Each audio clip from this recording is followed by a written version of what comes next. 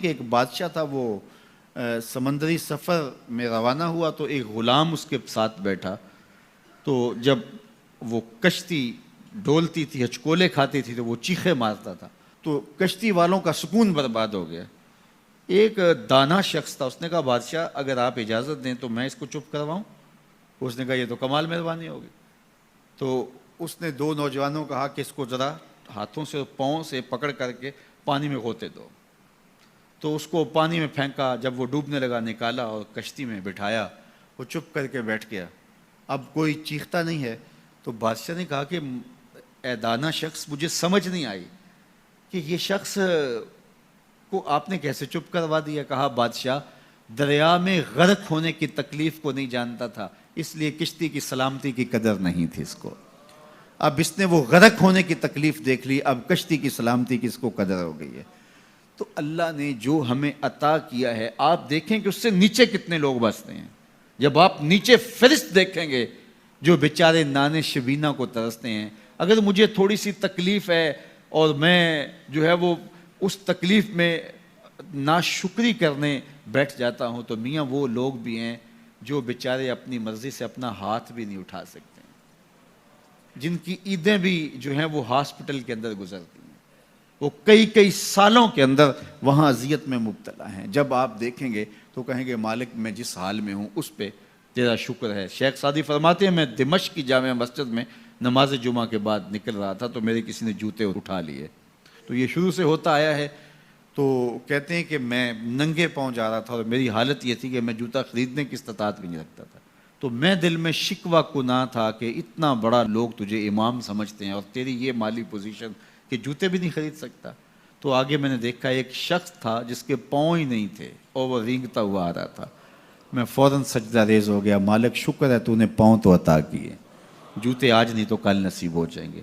تو جو میسر ہے اس کی قدر سیکھو، جو میسر نہیں ہے اس کی جلن میں اپنے آپ کو جلانے کی کوشش نہ کرو، تو زندگی سوکھی ہو جائے گی. یہ ضابطہ میرے حضور نے دیا. انظروا الی من هو اسفل منکم، اپنے نیچے دیکھنے کی عادت ڈالو، تم سکھی ہو جاؤ گے، تم پریشان نہیں ہوگے. لیکن اگر شوق ہو تمہیں اوپر دیکھنے کا تو فرمایا پھر دین میں جو اپنے سے اوپر ہیں ان کو دیکھو. کہ میں تو یار صرف 5 پڑھتا ہوں، یہ تہجد بھی پڑھتا ہے.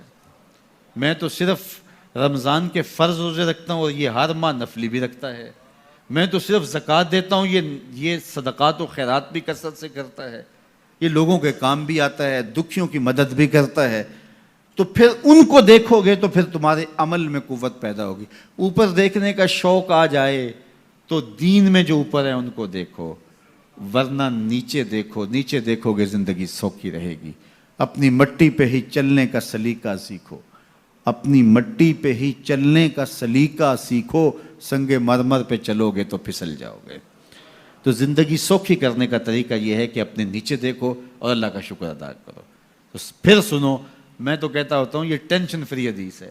سید علی المرتضیٰ فرماتے ہیں حضور نے فرمایا جو اللہ کے دیے گئے تھوڑے رزق پہ راضی ہو گیا، اللہ اس کے تھوڑے عملوں پہ راضی ہو جائے گا.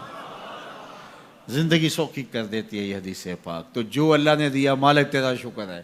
یہ تھوڑا کرم ہے کہ تو نے ہمیں انسان بنایا ہے، ہمیں فہم و ادراک کی دولتیں دی ہیں، ہمیں شعور اور خرد عطا کیے ہیں.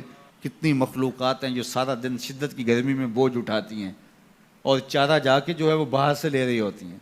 وہ بھی تو تیری مخلوقات ہیں. تو نے ہمیں انسان بنایا، انسانوں کے گھر میں پیدا کیا.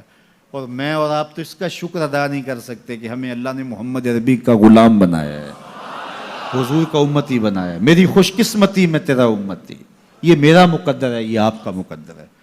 جس کے لیے نبی آرزویں کرتے رہے، تمنائیں کرتے رہے، لوگ راہیں تکتے رہے، منتظر رہے، صدیوں انتظار کرتے رہے، لیکن ہم نے کوئی انتظار نہیں کیا. آنکھ کھولی، ہمارے والد صاحب مسجد سے مولوی صاحب کو بلا لائے. انہوں نے کان میں آ کے اذان دیتے ہوئے کہا مبارک ہو، تو حضور کا غلام بن کے آیا. شاہوں سے ملا ہے نہ تونگر سے ملا ہے، اللہ کا عرفان اسی در سے ملا ہے. اوروں کو ملا ہے تو مقدر سے ملا ہے، مجھ کو تو مقدر بھی تیرے در سے ملا ہے.